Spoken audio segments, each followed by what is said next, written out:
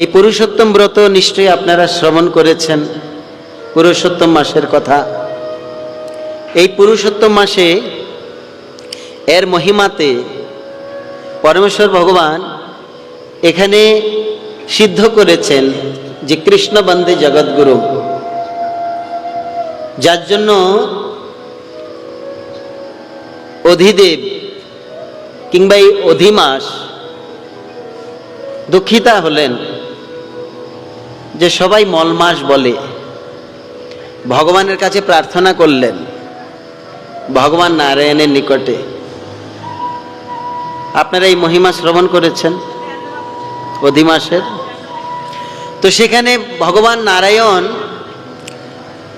সেই গোলকপতি বৃন্দাবনের বিহারী কৃষ্ণের কাছে নিয়ে গেলেন অধিমাসকে। এখানে সিদ্ধ হয়েছে যে কৃষ্ণ বন্দে জগৎগুরুম কিংবা কৃষ্ণস্য ভগবান স্বয়ং কিংবা কৃষ্ণের প্রকাশ যত ভগবানের অবতার আছে কিংবা নারায়ণ আদি, এর মধ্যে মূল তত্ত্ব শ্রীকৃষ্ণ, ইনি ছাড়া কোনো বিধান কাউকে দিতে পারেন না। শ্রীকৃষ্ণই বিধান দিতে পারেন। নারায়ণ এখানে বিধান দিতে পারতেন অধিমাসকে, ভগবান নারায়ণ বিধান দিতে পারতেন এই মলমাসের যে অধিদেব, কিন্তু ভগবান নারায়ণ বিধান দিলেন না। বিধানটা কোথায় নিয়ে গেলেন? সেই গোলক বিহারী কৃষ্ণের কাছে, মুরলীধারী কৃষ্ণের কাছে নিয়ে গেলেন। সেজন্য ভগবান শ্রীকৃষ্ণ ছাড়া এ তমাম বিশ্বব্রহ্মাণ্ডের সময়ের কথা বলুন, পাত্রের কথা বলুন কিংবা দেশের কথা বলুন, বিধান একমাত্র শ্রীকৃষ্ণই দিতে পারেন। बोलिए वृंदावन बिहारी लाल की जय, नंदनंदन भगवान की जय। তিনি বিধান দিতে পারেন, কৃষ্ণ ছাড়া বিধান আর কেহ দিতে পারেন না। যেমন অধিমাস কান্না করতে করতে গেল না নারায়ণের কাছে, ভগবান নারায়ণের কাছে, বৈকুণ্ঠপতি নারায়ণের নিকটে গেলেন, শিকায়ত করছেন, নালিশ করছেন, আমাকে কেন তৈরি করলেন? যদি আমি ঘৃণিত হই, যদি আমি মলমাস হই, জগতের লোক পণ্ডিতজন কর্মকাণ্ডী বিধানে স্মার্তজন আমাকে অধিক মাস বলে জানে, অতিরিক্ত মাস, প্রয়োজন নেই। কিংবা অনেকে মল মাস বলে, মল মানে বর্জ্য পদার্থ, যেটা বর্জনীয়, মল মাস বলে। তাহলে আমাকে কেন তৈরি করেছেন? সবাই বলো হরে কৃষ্ণ। জীবনের প্রত্যেকটা মুহূর্ত আমাদের মানে প্রয়োজনীয়, প্রত্যেকটা মুহূর্ত, এই জীবনের প্রত্যেকটা মুহূর্ত আমরা বলতে পারি যে ঠিক আছে এই সময়টা অশুভ, এই অশুভ সময়ে ভজন করব না, এইবার ঠিক আছে হালকা ইকো রাখবে। এই অশুভ সময়ে ভজন করব না, এই অশুভ সময়ে ভগবানকে ডাকবো না, আমরা এরকম বলি কি না? অশুভ সময়ে কিংবা অপবিত্র সময়ে ভগবানের নাম গ্রহণ করব না, এরকম আমরা মনে করি। তো তা কি করা যায়?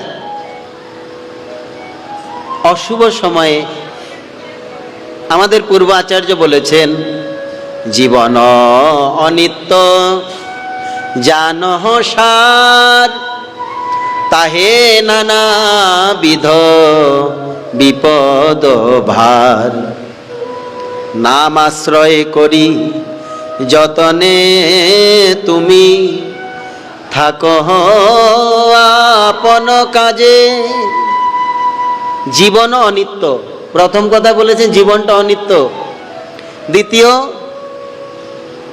এটাই সার, তাহে নানাবিধ বিপদ ভার, বিপদের কোনো শেষ আছে?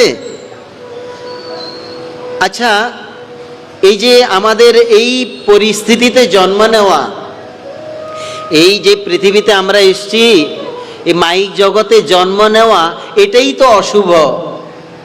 বলো হরে কৃষ্ণ। এটাই তো অশুভ, অশুভ নয়?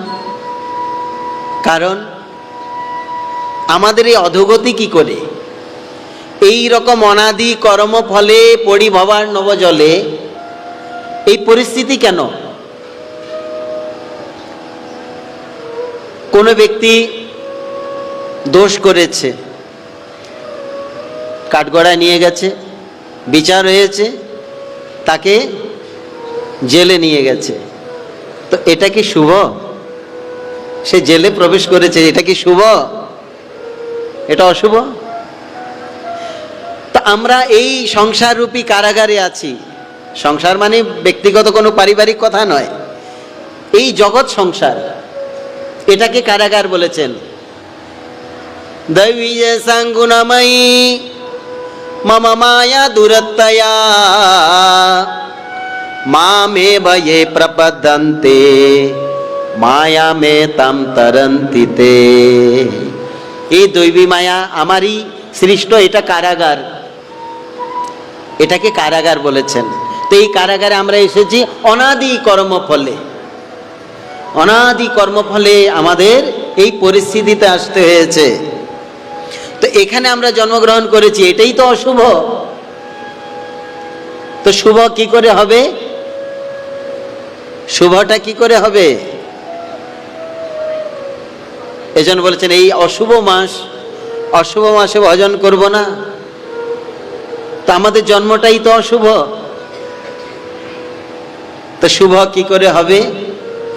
যেই উদ্দেশ্যে আমাদের জন্ম নেয় সেই উদ্দেশ্য যদি আমরা সফল করি তবেই শুভ হবে।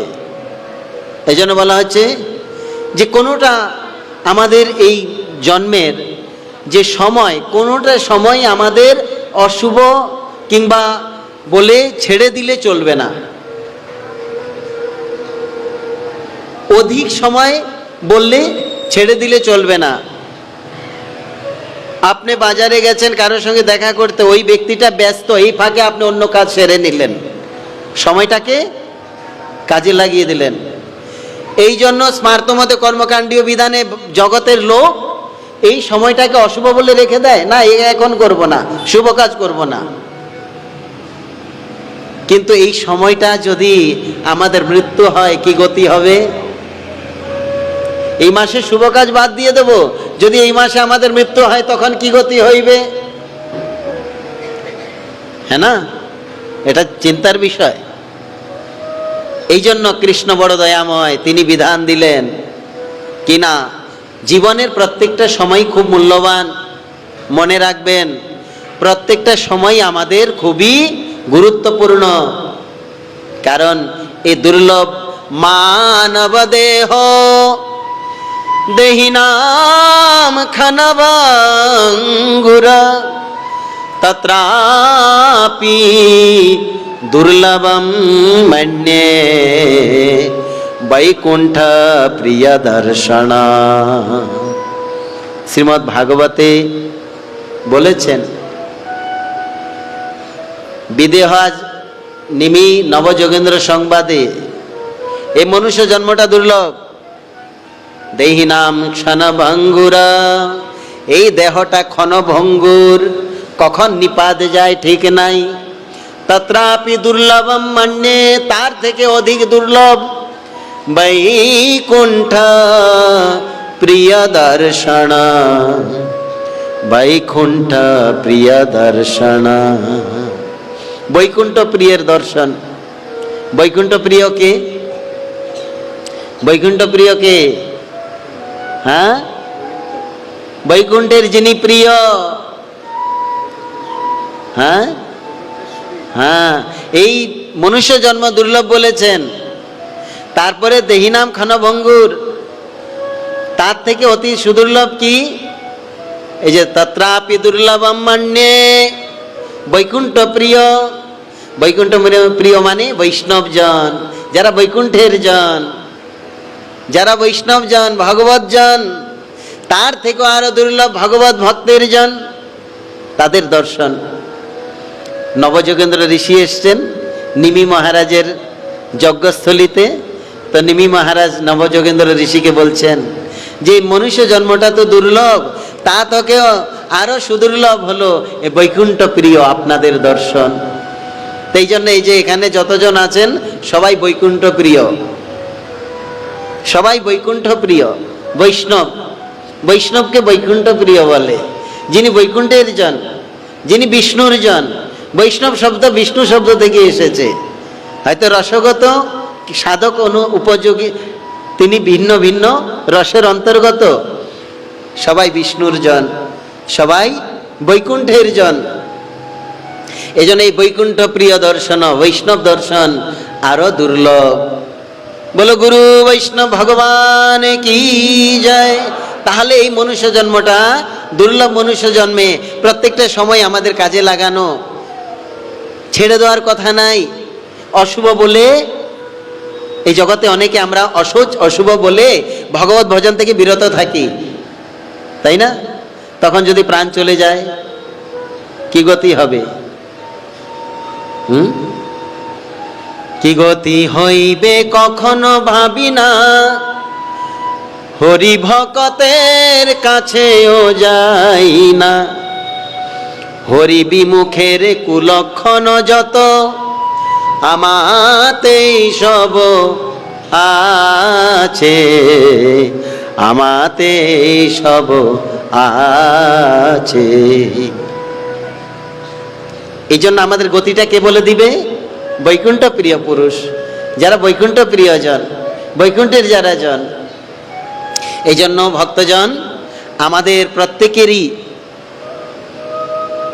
এটা অনুভূতির বিষয় যে জীবনটা ক্ষণভঙ্গুর, তার মধ্যে কখন আমাদের দেহপাত হয় কিংবা দেহত্যাগ হয় ঠিক নাই। প্রত্যেকটা মুহূর্তেই আমাদের কাছে মূল্যবান। কেন? ভগবত ভজনের জন্য। কৃষ্ণ ভজিবার তরে সংসারে আইনু। এই জন্য ভগবান পুরুষোত্তম কবিরাজ গোস্বামী প্রভু বলেছেন, এক কার্য করেন প্রভু, করেন 5-7। একটা কার্য ভগবান করেন, এর সঙ্গে অনেকগুলো কাজ একসাথে করেন। এখানে অধিদেবকে, মলমাসের অধিদেবকে সান্ত্বনা দিচ্ছে, কেহ তোমাকে আজ থেকে আর মলমাস বলবে না, কেহ তোমাকে আজ থেকে মলমাস বলবে না, অতিরিক্ত মাস বলবে না, অধিক মাস বলবে না। বলে কি বলবে? এখন থেকে সবাই বলবে পুরুষোত্তম মাস, উত্তম পুরুষ। পঞ্জিকায় আছে 12 মাসের 12টি নাম ভগবান বিষ্ণুরই। কবিরাজ গোস্বামী চরিতামৃতে লিখেছেন কোথা থেকে নামগুলো এসেছে। ভগবানের 4টি প্রকাশ আছে, অনিরুদ্ধ, সংকর্ষণ,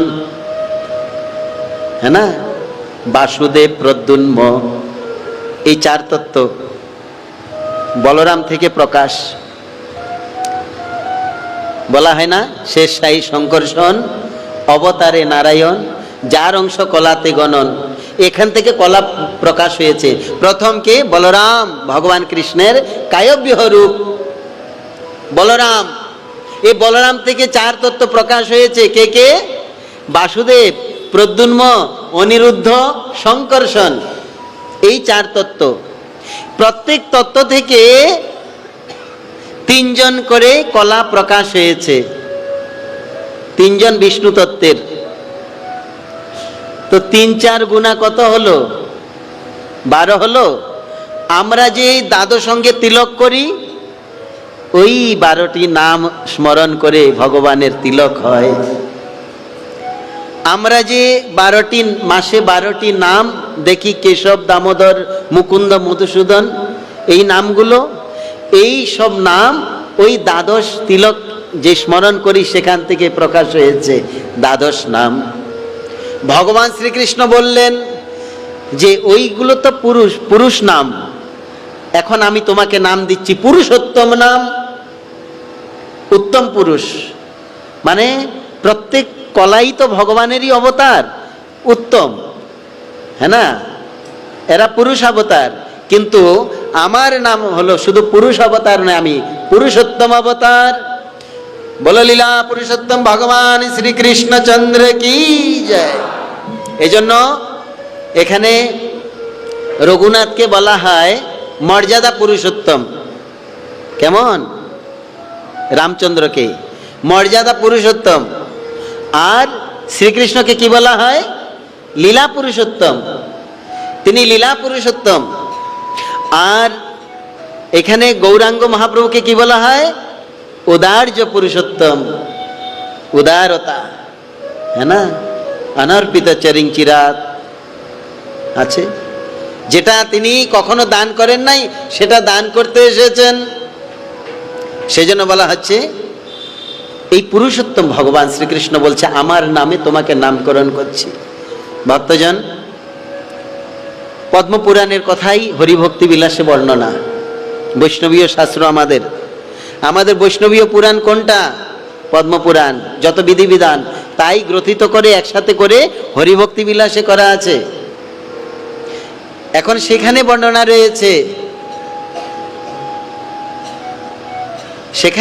রয়েছে যে ভগবান পরম পুরুষোত্তম। আর তিনি এই যে আমরা পালন করি বৈশাখ মাস, এর মহিমা আছে, পুরাণে বর্ণনা আছে, বৈষ্ণব শাস্ত্রে মাঘ মাসের কথা বর্ণনা আছে। বলছেন তা তো বর্ণনা শাস্ত্রে করেছেন এবং কোনো না কোনো ঋষিকুল করেছেন, কিন্তু পুরুষোত্তম মাসের বর্ণনা মহিমা ভগবান শ্রীকৃষ্ণ নিজেই করেছেন। বলে বৃন্দাবন বিহারী লাল কি জয়। এই জন্য পুরুষোত্তম মাসের যে মহিমা, ভগবান শ্রীকৃষ্ণের মুখ নিঃসৃত মহিমা, তিনি নিজে বর্ণনা করছেন। দামোদর মাসে যেরকম আমরা আরাধনা করি, কার? দামোদরের আরাধনা করি।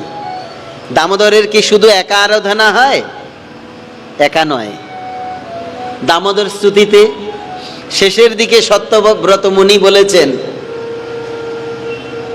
নমস্তে হস্তদাম্নে স্ফুরদীপ্তি দাম্নে ত্বদীয়দরায়াথ বিশ্বস্বদাম্নে নমো রাধিকা ওই। দামোদরকে একা বন্দনা করছে না, নমো রাধিকা ওই ত্বদীয় প্রিয়া ওই নমঃ অনন্ত লীলায় দেবায় তুভ্যম নমামীশ্বরম সচ্চিদানন্দ রূপম লসৎকুণ্ডলঙ্গো কুলে ভ্রাজমানম। এখানে প্রিয়া সহ বন্দনা করছেন, রাধারানী সহ বন্দনা করছেন, রাধিকাকে সহ বন্দনা করছেন। এই জন্য দামোদরকে বন্দনা হবে, রাধিকাকে ছাড়া নয়। বলে রাধা দামোদর ভগবান কি। আর এই রাধা দাসই আমাদের গৌড়ীয়গণের প্রাণ। এই রাধা দাসই আমাদের গৌড়ীয়গণের প্রাণ। এই জন্য এখানে বলা হচ্ছে যশোমতী বন্ধন করার জন্য চেয়েছেন। গোপাল চম্পুতে বর্ণনা আছে, যশোদা অনেক চেষ্টা করেছেন বাঁধার জন্য, কৃষ্ণকে অনেক চেষ্টা করেছেন, দড়ি এনেছেন। আচ্ছা, 9 লক্ষ ধেনু, 9 লাখ গাভী, তাদের দড়ি কত হবে? সব লাগিয়েছে মাতাজি। আর দেখছেন সব দড়ি সংকুচিত হয়ে যাচ্ছে। যাচ্ছে কোথায়? সব দড়িগুলো সংকুচিত হয়ে যাচ্ছে। দড়িগুলো যাচ্ছে কোথায়? মা হাঁপিয়ে গেছে, ঘর্মাক্ত কলেবর, আর ভৎসনা করছে উচ্চেশ্বরে, মর্কট, লম্পট, দুষ্ট, মর্কট বন্ধু, অদান্তাত্মা, এইভাবে কানাইয়াকে গালি দিচ্ছে মাতাজি। তো এই মা ছেলের যেই কলরব হচ্ছে না, গালিগালাজ হচ্ছে, আশেপাশের গোয়ালিনীরা এরা তো খাপ পেতে থাকে, কখন যাওয়ার বাহানা পায় এনাকে দর্শন করার জন্য, যে কোনো একটা বাহানা দিয়ে দর্শন। তো ব্রজেতে একটা কথা আছে, টোকে দেওয়া। কেউ কাউকে টোকে দেওয়া, টোকে দেওয়া মানে কথা শুনিয়ে দেওয়া। এই জন্য অসময়ে যদি কোনো গোয়ালিনী, কোনো গোপী এই নন্দভবনে এলো, তাহলে ওকে কেউ না কেউ টকবে। এই জন্য কুলোলাজ আছে, কি করে? বাহানা পায় না। আজ শুনেছে নন্দালয়ে মাতা যশোদার উচ্চেশ্বরের কথা, কানাইয়াকে গালিগালাজ করছে, ভৎসনা করছে একদম উগ্রভাবে। এরা বাহানা পেয়েছে, সবাই একসাথে হয়েছে, একদল গোপী প্রবেশ করেছে নন্দালয়ে। দেখছেন আঙ্গিনাতে বটবৃক্ষ তলায় কানাইয়াকে ওখলে বাঁধবেন, মাতাজি ঘর্মাক্ত কলেবর, ঘাম ঝরছে, কেশ আলু থালু হয়ে গেছে, কবরী সেই গুচ্ছ যে পুষ্প আদি ঝরে ঝরে চরণে পড়ছে। তোকে আজ বাঁধবই, ছাড়বো না। তো গোপাঙ্গনাগণ এসে খিলখিল করে হাসছেন, হেসে বলছেন, রাম রাম রাম, এই 1.5 কিলো ওজনের শিশু মাতা যশোদাকে, বুড়িয়া মাকে পাগল বানিয়ে ছেড়েছে। হ্যাঁ, খিলখিল করে হাসছে। তখন কানাইয়া বলছে, এক গোপীগণ তোমরা হাসছো কেন? বলে, গোবিন্দ হাসছি, আজ অনেকদিন মাকে নালিশ করি, মা বিশ্বাস করে না, আজ বাড়িতেই তুমি দুষ্টুমি করেছো, আজ ধরা পড়েছো, তো তুমি যে ধরা পড়েছো এই জন্য আমরা হাসছি। বলে, দেখো আমি তোমাদের কি হই? বলে, গোবিন্দ তুমি তো আমাদের প্রাণপতি, তুমি তো আমাদের প্রাণনাথ।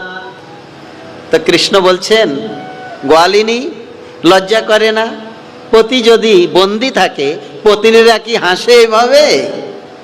হ্যাঁ, অশ্রুসিক্ত নয়নে গোয়ালিনীগণ 2 হাত জোড় করে বলছেন, গোবিন্দ আমরা এই জন্য হাসছি না কি তুমি বন্দি আছো, আমরা এই জন্য হাসছি কি বন্ধনের কি মর্ম আজ তুমি রগে রগে টের পেয়ে গেছো। বলো, দামোদর ভগবান কি, বন্ধনের কি মর্ম তুমি টের পেয়েছো। তুমি তো আমাদের বন্ধনে বন্দি করে রেখেছো, লোকলাজে কুললাজে সমাজের সামাজিকতার বন্ধনে আবদ্ধ করে রেখেছো। আমরা পারছি না মুক্ত হয়ে তোমার চরণে আত্মসমর্পণ করতে, আমরা পারছি না। কি বললেন? নারী না করিত বিধি তুয়া হেন গুণনিধি, লইয়া ফিরিতাম দেশে দেশে, লইয়া ফিরিতাম দেশে দেশে, মানিক নয় মণিও নয়, আঁচলে বাঁধিলে রয়, ফুল নয় যে কেশে করি বেশে, ফুল নও যে কেশে করি বেশে। এগুলো প্রাচীন কবিতা, আর অনেকে আপনারা হয়তো এগুলো গান করেন, কিন্তু প্রাচীন ভাবধারা নাই, সব উঠে গেছে, এখন সব আধুনিক চলছে, মডার্ন। এই প্রাচীন ভাবধারা মুছে যাচ্ছে। আমি চতুর্দিকে লক্ষ্য করি তো এগুলো নাই। আমাদের ঠাকুর দাদা করতো, আপনারা তো জানেন, আমাদের সাধন দাদা আছেন এখানে, ইনি জানতেন সব, আপনারাও জানেন, পুরনো বৈষ্ণবরা। তো এখানে রাধিকা প্রার্থনা করছেন, গোপাঙ্গনাগণ প্রার্থনা করছেন, নাথ তুমি তো মণি নয় মানিকও নয়, তোমাকে যে আঁচলে বেঁধে রাখবো, তুমি তো ফুলও নয় যে কেশে করি বেশে। আমাদেরকে যদি এইভাবে এই পরিস্থিতিতে না করিত বিধি, লইয়া ফিরিতাম দেশে দেশে, তোমাকে নিয়ে আমরা দেশে দেশে ভ্রমণ করতাম, বিহার করতাম। এই পরিস্থিতিতে এই জন্য কৃষ্ণ বলছে, যদি পতি বন্দী থাকে পত্নীরা কি হাসে? গোপাঙ্গনাগণ 2 হাত জোড় করে বলছেন, গোবিন্দ আমরা এই জন্য হাসছি না তুমি যে বন্দী, আমরা এই জন্য হাসছি, বন্ধনের কি মর্ম তুমি বুঝে গেছো। বন্ধনটা কি নরোত্তম ঠাকুর এখানে বলেছেন, এটাই বন্ধন। শ্রীদাম সুদাম শোনে যখন বনে যাও রঙ্গে, তখন আমি দুয়ারে দাঁড়াই, তখন আমি দুয়ারে দাঁড়াই, মনে করি সঙ্গে যাই, গুরুজনার ভয় পাই। এই হলো সামাজিকতা, এটা হলো কলিকতা, এটাই হলো লৌকিকতা। এর জন্য পারছি না সর্বতোভাবে গোবিন্দের নিকটে যাওয়ার জন্য। এটাই কলিকতা, এটাই লৌকিকতা, এটাই সামাজিকতা। মনে করি সঙ্গে যাই, গুরুজনার ভয় পাই। আমার আখি রহে তুয়া পানে চাই, আখি রহে তুয়া পানে চাই। আমি তাকিয়ে থাকি গোবিন্দ তুমি যখন যাও, কিন্তু সঙ্গে যাব মনে করি গুরুজন আছে, ভয় পাই। তো কৃষ্ণ এই কথাটাই তুলে ধরেছেন এখানে। এত যদি তোমাদের আবেগ থাকে, এত যদি আক্ষেপ থাকে, তো আমি বন্দি কেন তোমরা হাসছো?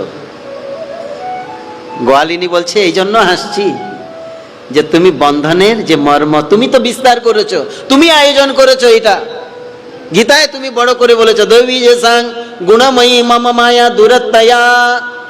আমারই মায়া, দুর্দান্ত মায়া, আমি এই আয়োজন করেছি।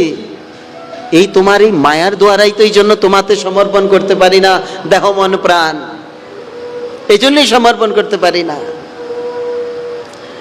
যাই হোক, গোপীরা তাকিয়ে দেখছে, মাতা খুব চেষ্টা করছে বন্দি করার জন্য, পারছে না বন্ধন করতে।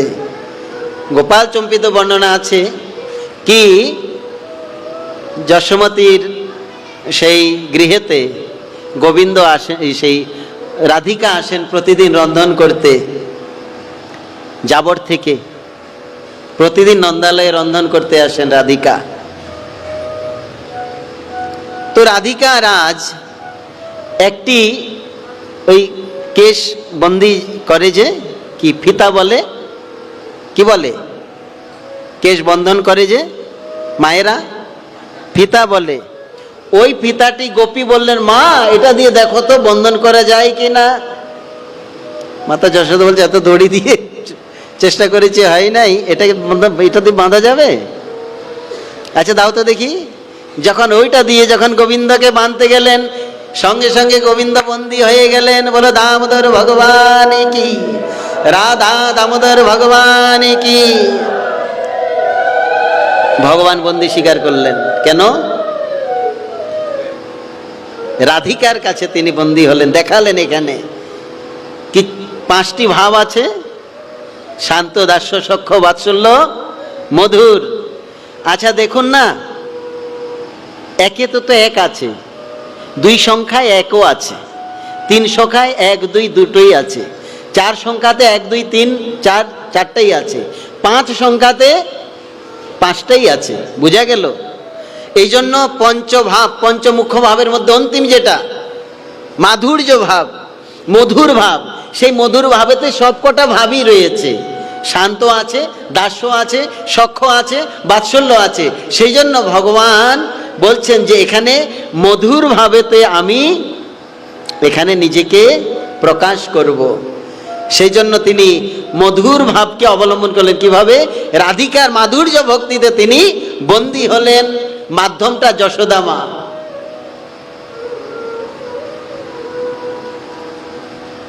এই জন্য সত্যব্রত মুনি বলেছেন, দামোদর তোমাকে আমি একা বন্দনা করছি না, নম রাধিকা ওই ত্বদীয় প্রিয়া ওই নমঃ অনন্ত লীলায় দেবায় তুভ্যম। রাধিকাকে সহ আমি বন্দনা করছি। কেন? রাধিকাকে ছাড়া তুমি বন্ধন স্বীকার করো নাই, রাধিকার প্রেম ভক্তি ছাড়া তুমি বন্ধন স্বীকার করো নাই, রাধিকাকে নিয়ে তুমি বন্ধন স্বীকার করেছো। এটা অন্তর্নিহিত তত্ত্ব। বলে রাধা রানী কি জয়, বরসানে ওয়ালি কি জয়, বৃন্দাবনেশ্বরী কি জয়। এখানে এই পুরুষোত্তম মাসের যে মহিমা কথায়, এর অধিষ্ঠাতা রাধা কৃষ্ণ, রাধা গোবিন্দ এর অধিষ্ঠাতা। পুরুষোত্তম মাসের অধিষ্ঠাতা রাধা গোবিন্দ।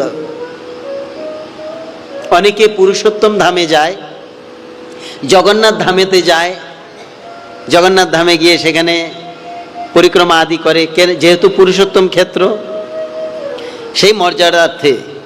কিন্তু মূল তত্ত্বে এই পুরুষোত্তম মাসের মূল অধিদেব রাধা গোবিন্দ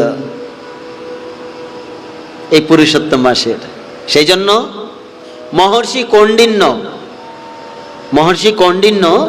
কৌণ্ডিন্য ঋষি তিনি এই গোবর্ধন পুরুষোত্তম মাসে গোবর্ধনের তটে বসে তিনি 1 মাস তপস্যা করেছেন, ভজন করেছেন 1 মাস।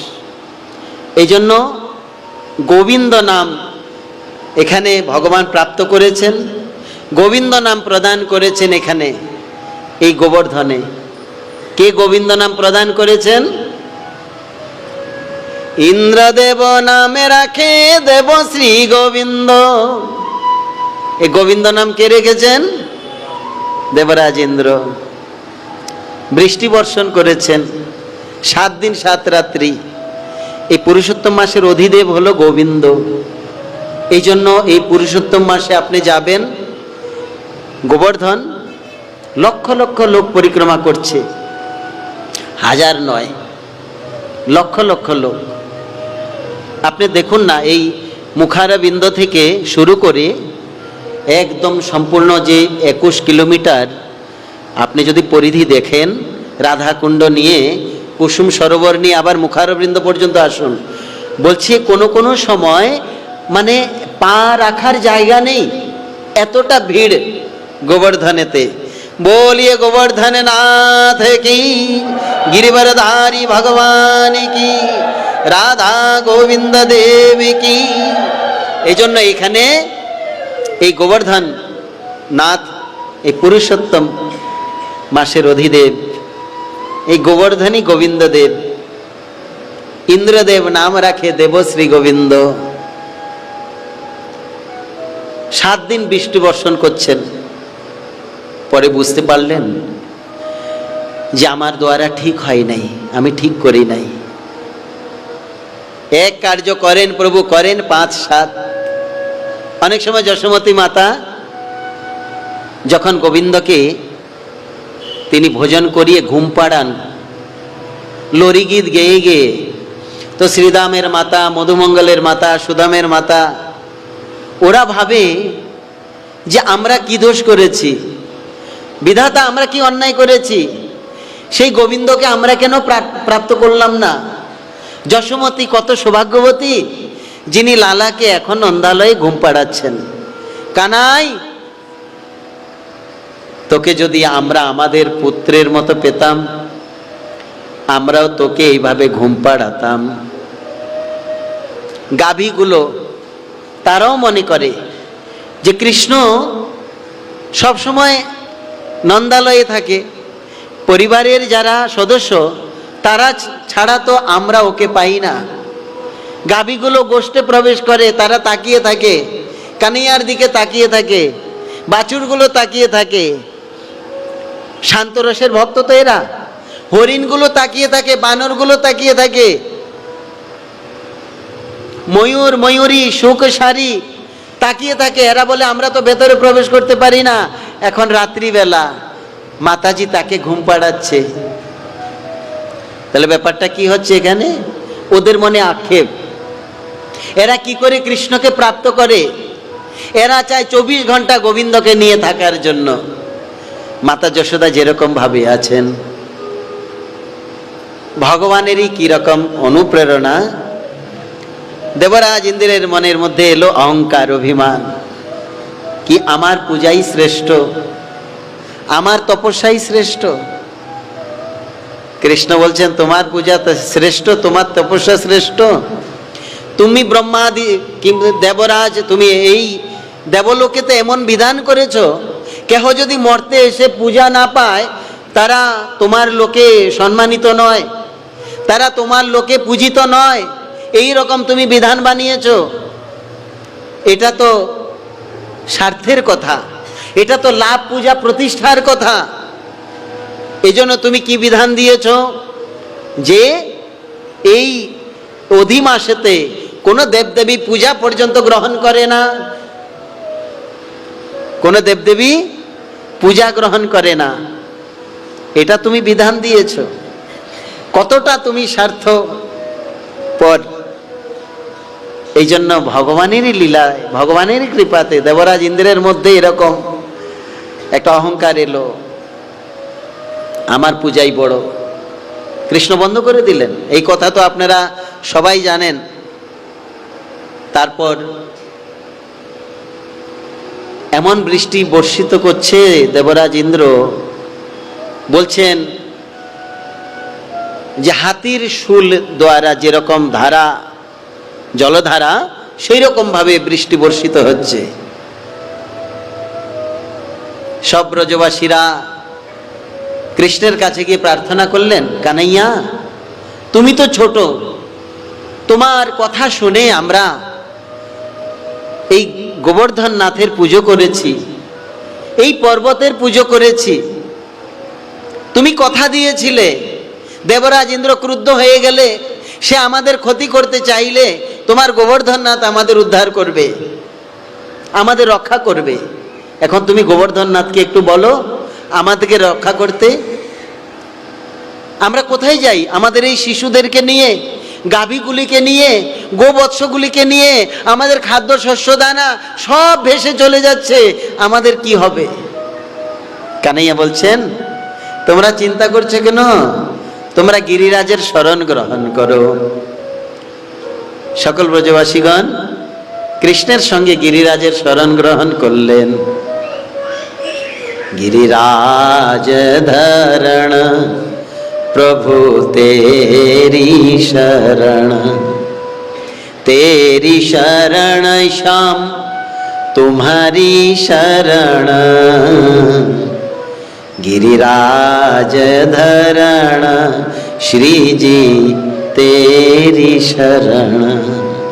অশ্রুসিক্ত নয়নে সকল ব্রজবাসীগণ গোবর্ধননাথের শরণ গ্রহণ করলেন।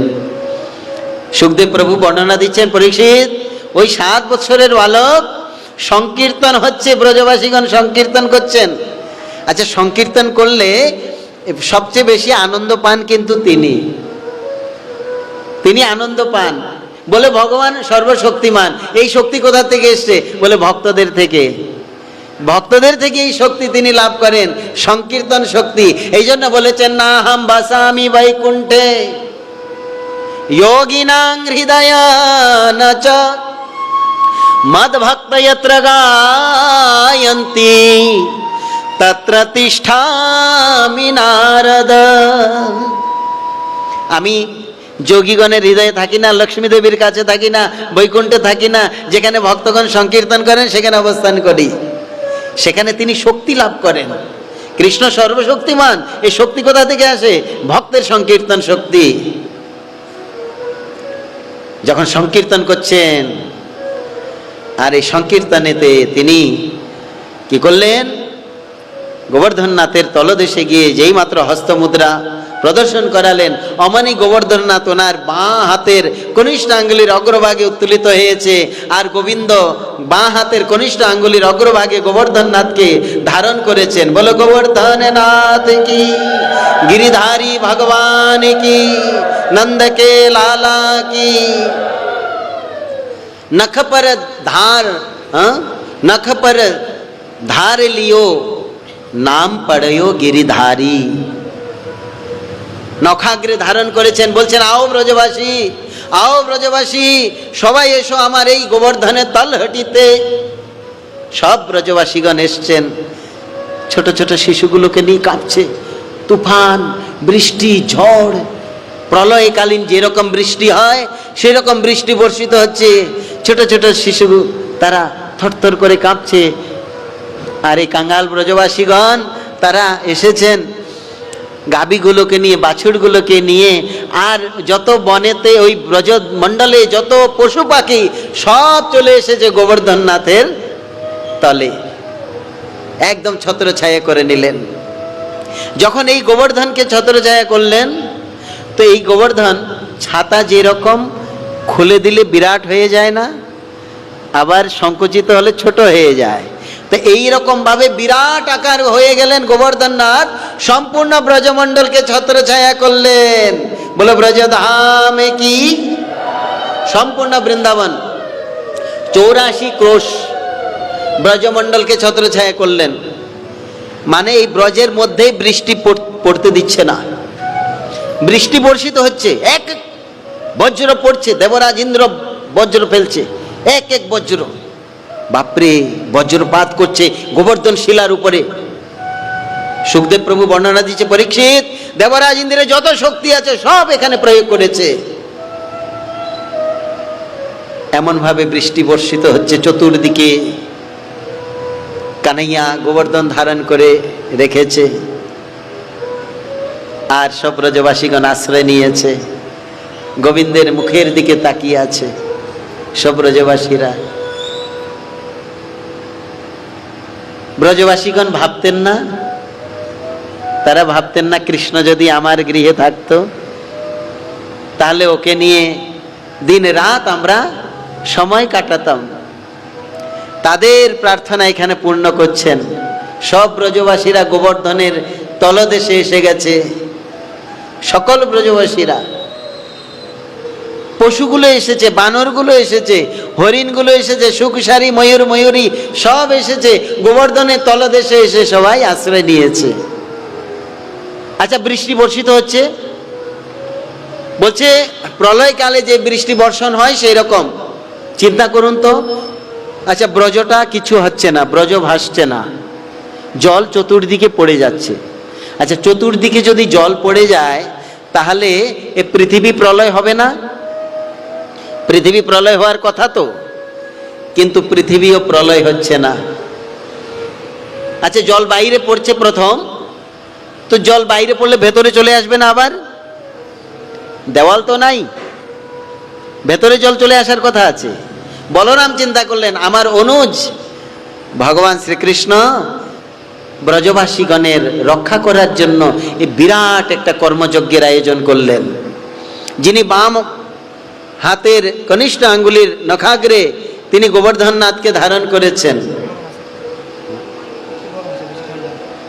গোবর্ধননাথকে ধারণ করেছেন, তাহলে আমারও তো করা কর্তব্য কিছু।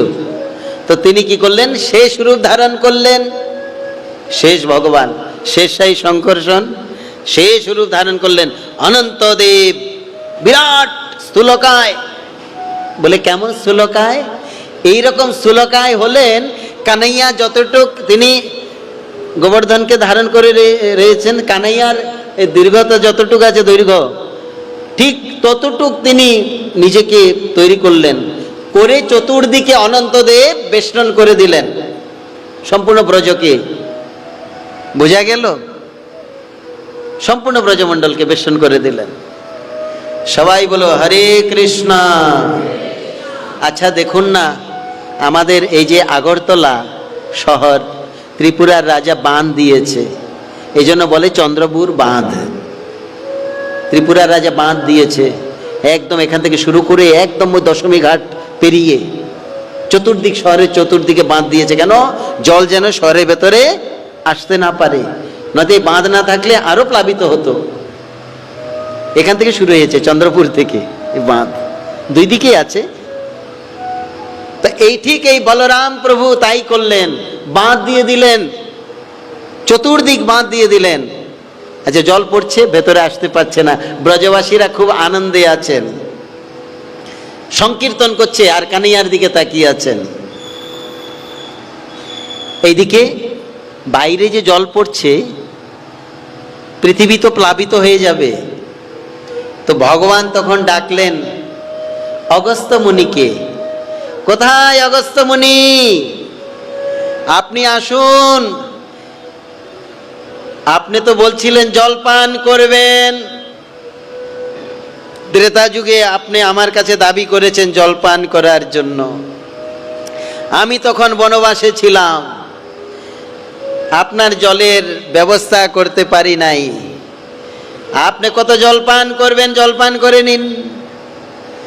অগস্ত্য ঋষি এসে গেছে। প্রভু কি আদেশ? বলে এই যে জল পড়ছে, দেবরাজ বৃষ্টি বর্ষণ করছে, এই জল প্লাবিত হয়ে যায়, সারা পৃথিবী প্রলয় হয়ে যাবে, কত জল পান করবে, করে নাও। করপুটে সব জল অগস্ত্য মুনি পান করতে যাচ্ছেন। অগস্ত্য ঋষি, আপনারা নাম শুনেছেন, জানেন অগস্ত্য ঋষিকে? 7 সমুদ্রের জল তিনি একবারে পান করে নেন। ঋষিকুল এইরকম, আমাদের সনাতনী পরম্পরায় ঋষিকুলের এইরকম শক্তি চিন্তাই করা যায় না। 7 সমুদ্রের জলকে যিনি একবারে পান করে নিতেন। ত্রেতা যুগে ভগবান বনে গেলেন, বনবাসেতে। তো কুটিরে একদিন অগস্ত্য ঋষি গেলেন, দেখে আসি প্রভু বনবাস লীলা করছে, রঘুনাথ জনক নন্দিনীও রয়েছে, লক্ষ্মণ রয়েছে, সবাইকে একটু দর্শন করব। দর্শন করতে গেলেন, গিয়ে দেখছেন সেখানে জনক নন্দিনী রয়েছে, রঘুনাথ, রাম, লক্ষ্মণ সবাই রয়েছে। জনক নন্দিনী দেখে প্রণাম জানালেন, ঋষিকুল তো, জনক নন্দিনীকে প্রণাম করলেন। বলছে, আপনি এসেছেন, আমাদের সৌভাগ্য, আমার ইচ্ছা আপনাকে ভোজন করাবো। অগস্ত্য মুনি বলছে, দেবী রেখে দাও, শুধু শুধু বলে লাভ নাই, কারণ সম্ভব নয়, তোমরা বনেতে আছো, আমি শুধু তোমাদের দর্শন করতে এসেছি, তোমাদের সমাচার নিতে এসেছি, রেখে দাও। বলে, না না, আমার ইচ্ছা ভোজন করাবো। মাতাজিদের মনে আবেগ বেশি, একটু ভোজন করানোর, হ্যাঁ না? ভক্তিমতী মাতাজিদের এরকম আবেগ, নিজে রন্ধন করে ভোজন করাবে, ভোগ লাগাবে, এইসব কিছু। 1 বার 2 বার 3 বার অগস্ত্য ঋষি বারবার নিষেধ করছে, কিন্তু হয় নাই। ঠিক আছে নন্দিনী, তোমার যদি তাই ইচ্ছা হয় তাই হোক। এবার তিনি রন্ধন করতে গেলেন, রন্ধন করে নিয়ে এসছেন রোটিকা, মানে রুটি, লুচি, পুড়ি, অন্ন ব্যঞ্জন, যা কিছু নিয়ে এসেছে। অগস্ত্য ঋষি ওই যে মায়েরা চুন যেরকম নেয়, চুন, পানের চুন, সেই রকম ভাবে আঙ্গুলের অগ্রভাগে করে সব নিয়ে নিলেন।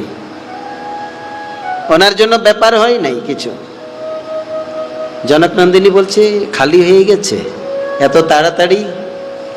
আবার তিনি রান্না করলেন, আবার দিলেন, কিছুই হচ্ছে না, ভোজন করেই যাচ্ছে। সীতা দেবী বলছেন, আপনাকে অন্ন আরো দেব? অগস্ত্য মুনি বলছেন, আমি তো এখনো শুরুই করি নাই। চিন্তা করুন, যিনি 7 সমুদ্রের জল একবারে পান করে, ভোজন কত করবে? হিসাব বোঝা গেল তো, ভোজন কেমন করবে? বলে, আমি তো এখনো শুরুই করি নাই। সীতা দেবী চিন্তা করলেন, আমরা আছি বনেতে, ব্যবস্থাপনা, মনের আবেগে তো বলে দিয়েছে বৈষ্ণব সেবা করাবো, কিন্তু এখন বৈষ্ণব যে এখানে একদম বিশ্বরূপ দর্শন, বিশ্বরূপ হয়ে আছে তো জানি না। অন্নপূর্ণা দেবীকে ডাকলেন, কুবেরকে ডাকলেন, সবাই এসে হাত জোড় করে প্রস্তুত। মা কি বলো? বলে, তোমরা শুরু করে দাও, ভান্ডার থেকে যা আছে বের করো, চাল ডাল ঘৃত সবজি আদি। এবার অন্নপূর্ণা মাতা রন্ধন শুরু করে দিলেন। এইবার পরিবেশন হতেই যাচ্ছে, আর ভোজন করতেই যাচ্ছে অগস্ত্য ঋষি। এত ভোজন করছে, এত ভোজন করছে। সীতামা একটু পরে এসে জিজ্ঞাসা করে, প্রভু, হে, আপনার কি ঋষিবর আরো কিছু লাগবে? বলে, আমি তো এখনো জলও পান করি নাই। ভোজনেতে যদি জল পান করেন তাহলে ভাববেন অর্ধ ভোজন হয়ে গেছে। বুঝা গেল? ভোজন করছেন, সে অবস্থায় যদি জল পান করেন তো মনে হবে আধা ভোজন হয়ে গেছে। অগস্ত্য মুনি এখানে বলছে, আমি তো এখনো জল পান করি নাই। তোমরা বারবার জিজ্ঞাসা করতে আসছো আমাকে ভোজন আর লাগবে কিনা। রঘুনাথ এলেন, ভগবান রঘুনাথ এসে বলছেন 2 হাত জোড় করে, ঋষিবর এখানে রেখে দিন দয়া করে, আমরা পারবো না, আমাদের দ্বারা হবে না। কেন? আপনার মতো মহানুভব, যিনি 7 সমুদ্রের জলকে একভাবে পান করেন, আর আপনার মতো মহানুভবের ভোজন কতটা, আমাদের সাধ্য নাই আপনাকে ভোজন করানো।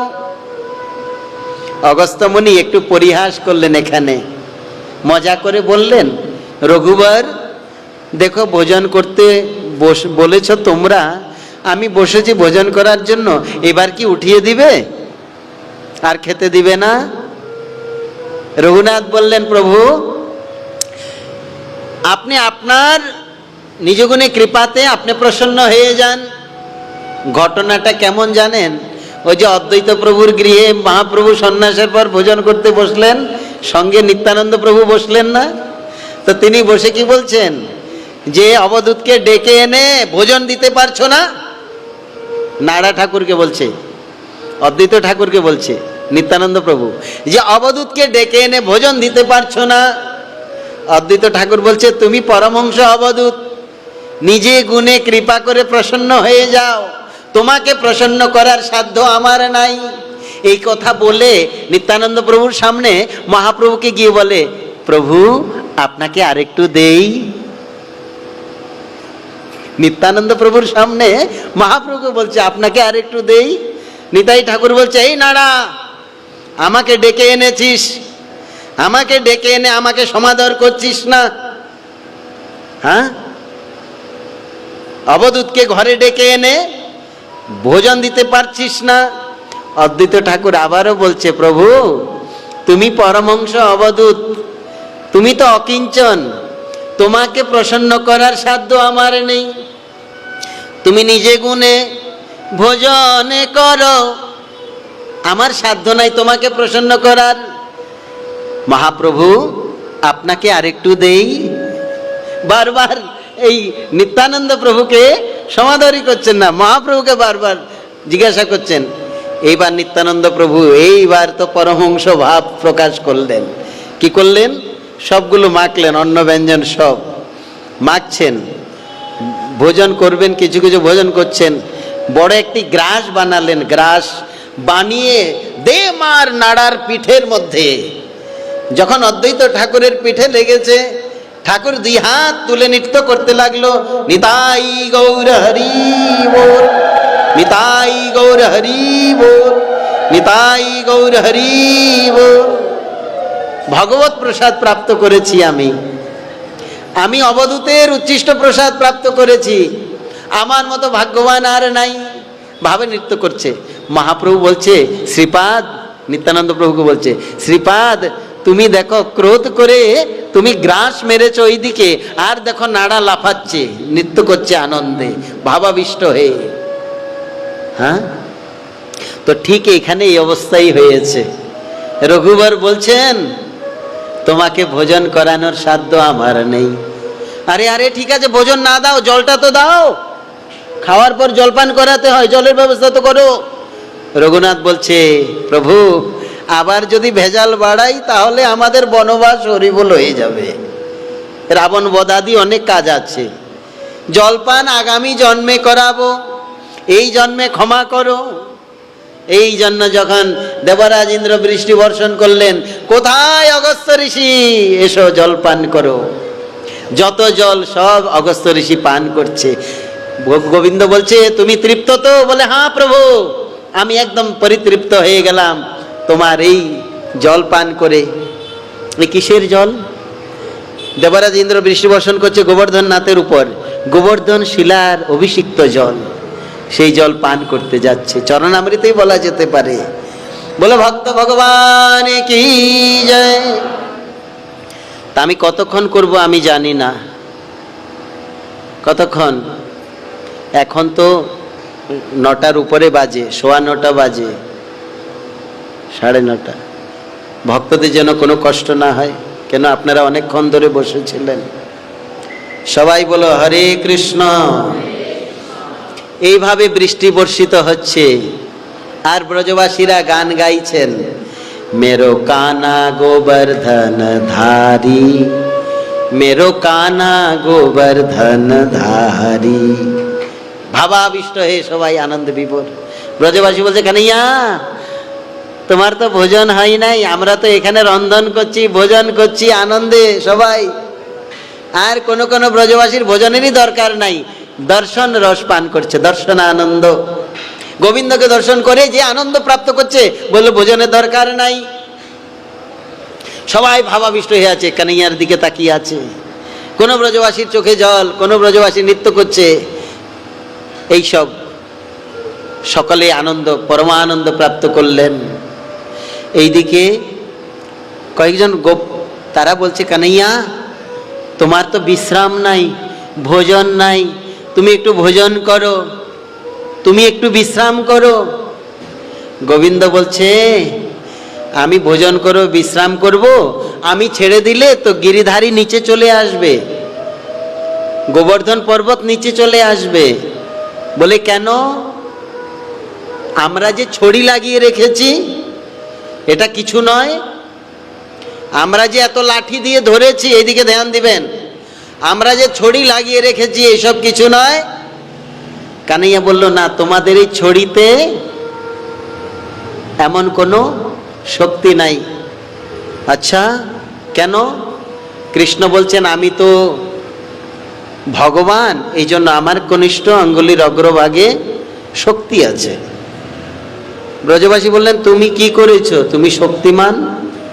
বলেছে, আমি তৃণাবর্ত মেরেছি, শক্তাসুর মেরেছি, পুতনা মেরেছি, অগাসুর, বকাসুর, হরিষাসুর, বৎসাসুর এইসব বধ করেছি। ব্রজবাসী বলছে, বাস বাস বাস, তুমি মেরেছো, 2-3টা লাঠি আমরাও লাগিয়েছি, আর মৃত্যুর পর তাদেরকে টেনে হিচড়ে যমুনায় আমরাই নিয়ে ফেলেছি, তুমি ভগবান হয়েছো এখানে।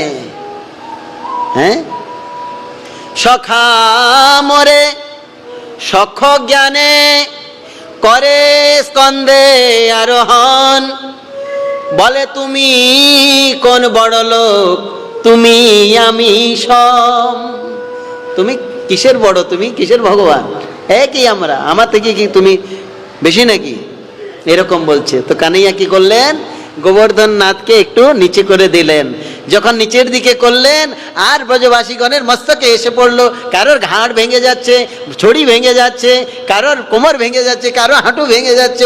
ওরে বাপরে, কানাইয়া কানাইয়া সামাল সামাল, গোবর্ধন আমাদের মাথায় চড়ে বসেছে, সামাল কানাইয়া, আমরা পারছি না। গোবিন্দ আবার ধারণ করে নিলেন। তো ব্রজবাসীরা বলছে, চোরে ছোরে नंद के लाला, तेरो हाथों में इतने ताकत कहाँ से आ गए हो? তোমার এই বাঁ হাতের কনিষ্ঠ আঙ্গুলির অগ্রভাগে এত শক্তি কোথা থেকে এসেছে? কানাইয়া চিন্তা করলেন, আমি যদি বলি আমি ভগবান, তো এরা বিশ্বাস করতে চায় না, এখানে তো ভগবান বললে কোনো কাজ হবে না। তো কৃষ্ণ একটা বাস্তব কথা বললেন।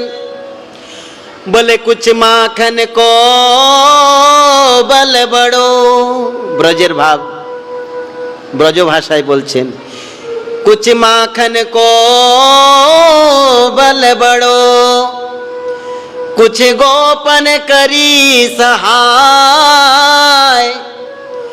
श्री राधे जू की कृपा सो मैंने गिरिवर लियो उठाए। তিনি একটা বাস্তব কথা বলছেন, যেটা ব্রজবাসীরা মানবে। কি বললেন?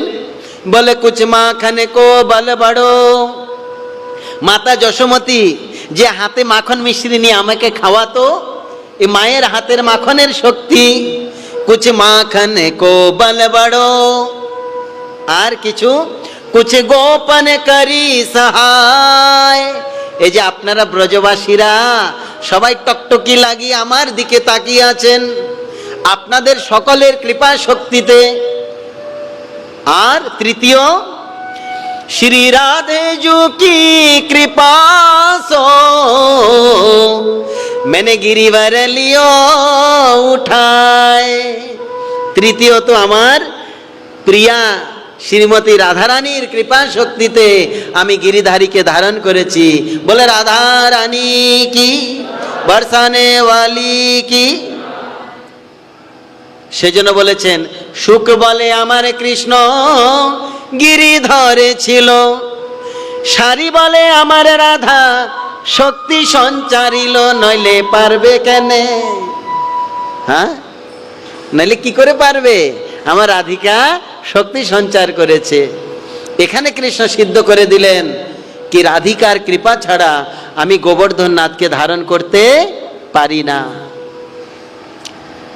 এইভাবে 7 দিন 7 রাত্রি গোবিন্দ ব্রজবাসীগণের সঙ্গে ভাব আস্বাদন করলেন। 7 দিবস অতিবাহিত হলো। দেবরাজ ইন্দ্র যত শক্তি সব সেখানে শেষ হয়ে গেল। সব প্রয়োগ করলেন তো? সবাই বলো হরে কৃষ্ণা। আমাদের প্রত্যেক ব্যক্তির মধ্যে ভগবান কোনো না কোনো যোগ্যতা দিয়েছে, কোনো না কোনো গুণ দিয়েছে। আর ওই গুণটাকে, গুণগত যোগ্যতাটাকে যদি আমরা সৎ প্রয়োগ করি, তাহলে এটা সমাজে সকল উপকৃত হয় এবং সেটা আমার জন্য ভালো হয়, মঙ্গল হয়। আর যখন ওই স্বতন্ত্রতার, ওই যোগ্যতার, ওই গুণের অপপ্রয়োগ করব, তখন সেটা নষ্ট হয়ে যাবে, সেটা আর কাজ করবে না সমাজে। এই জন্য দেবরাজ ইন্দ্রের সব শক্তি শেষ, সব শক্তি শেষ হয়ে গেছে। দেবর্ষি নারদ বলছেন যে ইনি তো সাক্ষাৎ পরমেশ্বর। আরে আবির্ভাবের পূর্বে যার স্তুতি করেছেন, যখন গর্ভে প্রবেশ করেছেন যার স্তুতি করেছেন, আবির্ভাবের পর যার স্তুতি করেছেন, সেই কৃষ্ণ, সেই নন্দনন্দন, তিনি সুপ্রিম পাওয়ার, সর্বশক্তিমান। ঠিক করেন নাই আপনি? দেবরাজ ইন্দ্র বৃষ্টি আর পাচ্ছেন না দিতে, শক্তি শেষ। এবার পূর্ব আকাশে সুন্দর সূর্য উদয় হয়েছে। কৃষ্ণ সকল ব্রজবাসীগণকে বিদায় দিলেন যে বৃষ্টি আর বর্ষিত হবে না, চতুর্দিক সুন্দর পরিবেশ। বৃষ্টির পর যখন সূর্য উদয় হয় দেখবেন কত নির্মল সুন্দর পূর্ব আকাশে সূর্য উদয় হয়েছে।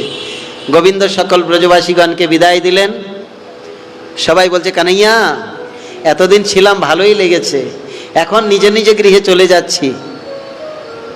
আর কৃষ্ণ বাহু মানে এমনভাবে দেখাচ্ছেন যে তিনি সাধারণ একটি বালকের মতো। সুখদেব প্রভু বলছেন, পরীক্ষিত, কৃষ্ণ গোবর্ধননাথকে রাখার পর তিনি একটু হাতটাকে নাড়াচ্ছেন, মানে দেখাচ্ছেন আমার হাত ব্যথা হয়ে গেছে। এনার হাত ব্যথা হতে পারে?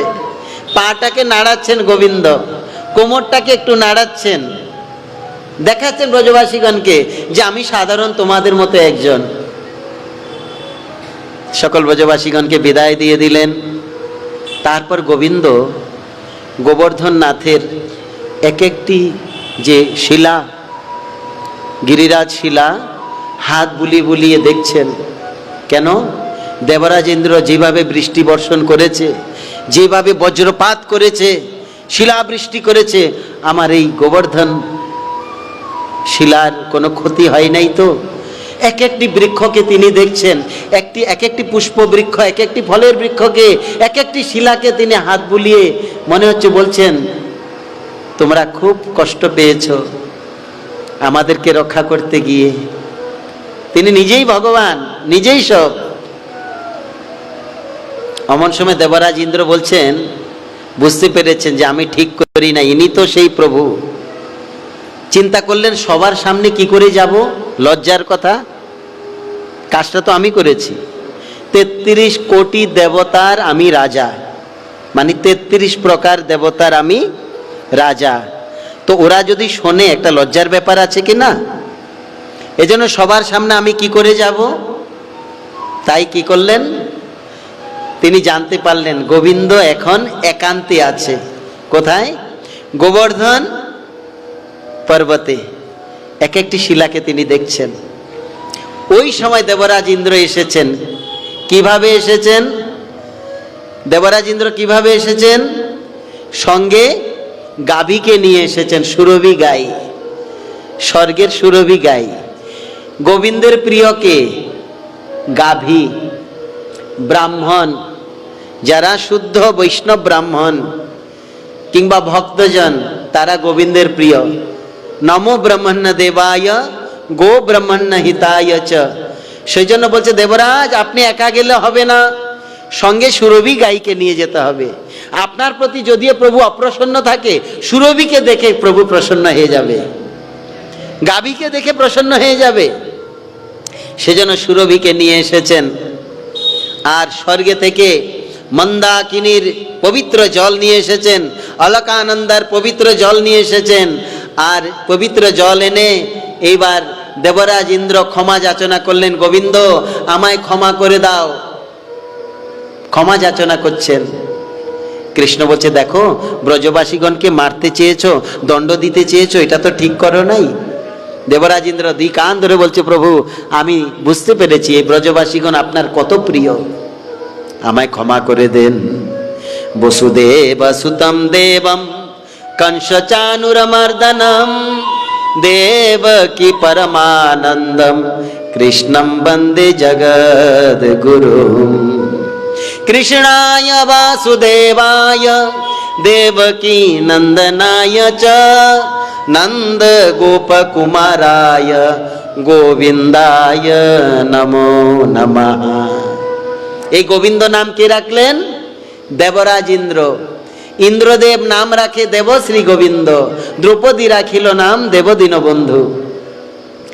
অভিষেক করলেন হাতির ঐরাবতের শুল দ্বারা, জল দিয়ে অভিষেক, মন্দাকিনী অলকানন্দার জল দ্বারা গোবিন্দের অভিষেক করলেন এবং গোবিন্দ নাম রাখলেন দেবরাজ ইন্দ্র। প্রভু আপনি গোবিন্দ, আমায় ক্ষমা করে দিন। গোবিন্দ ক্ষমা করে দিলেন। 56 ভোগ নিবেদন করেছেন দেবরাজ ইন্দ্র গোবর্ধন পর্বতে।